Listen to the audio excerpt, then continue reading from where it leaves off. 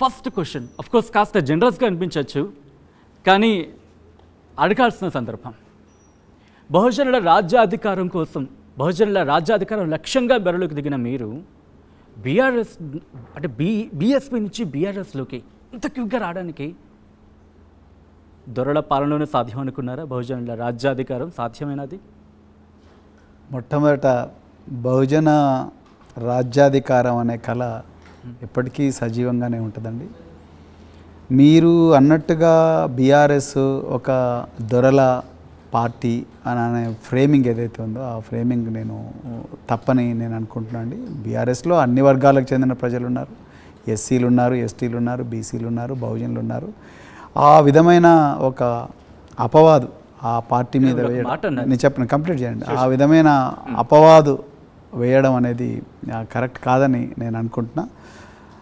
అందరి పార్టీ అందుకొరకే తెలంగాణ ప్రజలు 2014లో వాళ్ళకు అధికారం ఇచ్చారు, దాని తర్వాత 2018లో కూడా అధికారం ఇచ్చారు. ఇప్పటికి కూడా 39 మంది ఎమ్మెల్యేలు వాళ్ళ చేతిలో ఉన్నారు. సో ఆ విధంగా ఈ దొరల పార్టీ అని చెప్పి ఆ విధమైన ఫ్రేమింగ్ అనేది కరెక్ట్ కాదని నేను అనుకుంటున్నా. But at the same time బహుజన రాజ్యాధికారం బీఆర్ఎస్తో సాధ్యమవుతుంది అన్న అంటే బీఎస్పీతో అయితే చాలా బాగుండేది, కానీ బీఎస్పీ పరిస్థితి బాగలేదు కాబట్టి నేను బీఆర్ఎస్లో జాయిన్ అవ్వడం జరిగింది. దానికి రకరకాల కారణాలు ఉన్నాయి, అవి మీరు యాజ్ వి గో హెడ్ నేను చెప్తాను మీకు. ఇక్కడ నా ఇంట్రెస్టింగ్ క్వశ్చన్ ఏంటంటే, అనుకుంటున్నారు అన్నారు మీరు, యు ఆర్ కోటింగ్ దట్ అనుకుంటున్నారు, మీరు యాక్సెప్ట్ చేస్తున్నారా లేకపోతే ఇంకా యాక్సెప్టెన్స్ మీ నుంచి మీకే దొరకట్లేదా? యాక్సెప్టెన్స్ కాదండి, ఇక్కడ విషయం ఏంటంటే అది ఆ ఫ్రేమింగే తప్పు అంటున్నాను. అంటే ఆ ఫ్రేమింగ్ అది రాజకీయంగా వాళ్ళను రాజకీయంగా ఒక పార్టీని విమర్శించడము అనే ఆ ఫ్రేమింగ్లో చూస్తే అలాగే అనిపిస్తుంది. లేదు, దీని వెనుక ప్రజలు ఉన్నారు, దీనికి ఒక ఉద్యమ ప్రస్థానం ఉంది, 24 సంవత్సరాల పోరాటం ఉంది, ఒక రాష్ట్రాన్ని ఆవిర్భావానికి కారకులైన పార్టీ ఇది, దానికి ఒక గొప్ప నాయకుడు కేసీఆర్ గారు లాంటి ఒక గొప్ప నాయకుడు ఉన్నాడు, చావుకైనా తెగించి జైలుకు పోయి కూడా మరి పార్టీని ఈ రాష్ట్రాన్ని సాధించిండ్రు అనే ఒక ఫ్రేమ్తో చూస్తే ఒక డిఫరెంట్గా కనిపిస్తుంది. లేదు, ఎప్పుడు ఈ పార్టీ కూలిపోవాలి, ఎప్పుడెప్పుడు పోతే మనం ఎప్పుడెప్పుడు మళ్ళీ మనం అధికారంలోకి వచ్చి మనం దోచుకుందాం అని చూస్తే అది దొరల పార్టీగానే కనిపిస్తుంది. సో నేను అనేది అంటే చూసే విధానం మీద ఆధారపడ్డా. అట్లని నేను గత ప్రభుత్వంలో అసలే తప్పులు జరగలేదు అని నేను అనడం లేదు.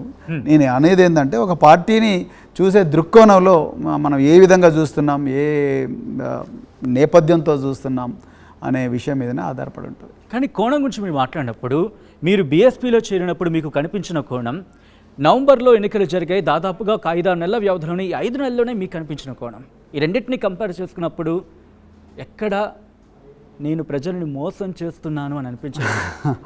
నేను ఇప్పటికీ ప్రజల కోసమే పోరాడుతున్నా, ప్రజల పక్షాన్నే ఉంటా, మరి ముఖ్యంగా బహుజన ప్రజల పక్షాన్నే, బహుజన ప్రజల పక్షపాతిగానే ఉంటా, పీడిత ప్రజల పక్షపాతిగానే ఉంటాను. నేను ఆ ఉద్దేశంతోనే ఆ రోజు కూడా బెహన్జీ కుమారి మాయావతి గారి పర్మిషన్ తీసుకొని నేను బీఆర్ఎస్తో పొత్తుకు సిద్ధమైన, ఆ రోజు కేసీఆర్ గారు పొత్తుకు ఆహ్వానించారు, మరి బెహన్జీ మాయావతి గారు కూడా పర్మిట్ చేశారు. ఇద్దరం కలిసి ఒక 2-3 సార్లు చర్చలు కూడా జరిగినాయి. బీఎస్పీ కేంద్ర నాయకత్వం కూడా వచ్చి కేసీఆర్ గారితో చర్చలు చేసింది. వాళ్ళు 3 సీట్లు అడిగారు, కేసీఆర్ గారు 2 సీట్లు ఇవ్వడం జరిగింది. మార్చి 15వ తారీఖు నాడు పత్రికా ప్రకటనలు కూడా చేయడం జరిగింది 2 పార్టీలు. సీట్లు కూడా అలాట్ అయిపోయినాయి. మార్చి 16వ తారీఖు నాడు మాయావతి గారు పొత్తు రద్దు చేసుకోమన్నారు. నేను ఎందుకని కారణాలు అడిగితే ఆమె చెప్పలేదు. సో దీన్ని బట్టి నాకు అర్థమైంది ఏంటంటే, ఈ పార్టీ మేము 2.5 సంవత్సరాలు, దాదాపు 350 రోజులు నేను ఇంటి నుంచి బయట ఉన్నాను, 4000 గ్రామాలు పర్యటించాను, రైట్, 50,000 కిలోమీటర్లు ప్రయాణం చేసిన తెలంగాణలో లక్షలాది మంది ప్రజలకు బహుజన్ సమాజ్ పార్టీ గుర్తును పరిచయం చేయడం జరిగింది. బహుజన రాజ్యాధికారం వస్తే బహుజన వర్గాలకు, సమాజంలో 90% ఉన్న బహుజన వర్గాలకు ఏ విధంగా న్యాయం జరుగుతుందన్న విషయాన్ని నేను పరిచయం చేయడం జరిగింది. కానీ తను తీసుకున్న ఒక్క డెసిషన్ వల్ల మా శ్రమంతా కూడా వృధా అయిపోయింది. మేమేమన్నాం, కాన్షీరామ్ గారు ఏం చెప్పారు, మీకు చేతగానప్పుడు, మీకు అంత సొంత బలం లేనప్పుడు బలమైన పార్టీ ఏది ఉంటే ఆ బలమైన పార్టీ అన్ని పరిస్థితులు అనుకూలిస్తే ఆ పార్టీతో పొత్తు పెట్టుకొని ముందుకు పొమ్మన్నారు. మరి మాయావతి గారిని ఎక్కడ కూడా నేను ఆమె ఆదేశించిన సూత్రాలు కానీ, కాన్షీరామ్ గారి ఆచరణ, వ్యూహము, ఎత్తుగడలు అవి ఎక్కడ కూడా మేము డీవియేట్ చేయలేదు. కానీ సడన్గా మార్చి 16వ తారీఖు నాడు క్యాన్సిల్ చేసుకోమంటే నేను క్యాన్సిల్ చేసుకోలేను. నేను ప్రజల ముందర, నేను అప్పటికే మీలాంటి ఎంతో పేరు మోసిన జర్నలిస్టులు ఎంతోమంది ప్రశ్నలు అడిగారు. సో అడిగినప్పుడు నేను చెప్పడం జరిగింది, రాజకీయాల్లో పర్మనెంట్ శత్రువులు కానీ పర్మనెంట్ మిత్రులు కానీ ఉండరు. ఈ బహుజన రాజ్య లక్ష్యం కోసం, ఆ లక్ష్య సాధన కోసం మనం సాధ్యమైనంత వరకు భావసారూప్యత, లేకపోతే నీ భావజాలానికి దగ్గరగా ఉండే పార్టీలు, ప్రజల్లో అంతో కొంత మంచి పేరున్న పార్టీలు ఏమైనా ఉంటే వాటితో పొత్తుకుపోవడంలో తప్పు లేదని కాంశీరామ్ గారు అన్నారు.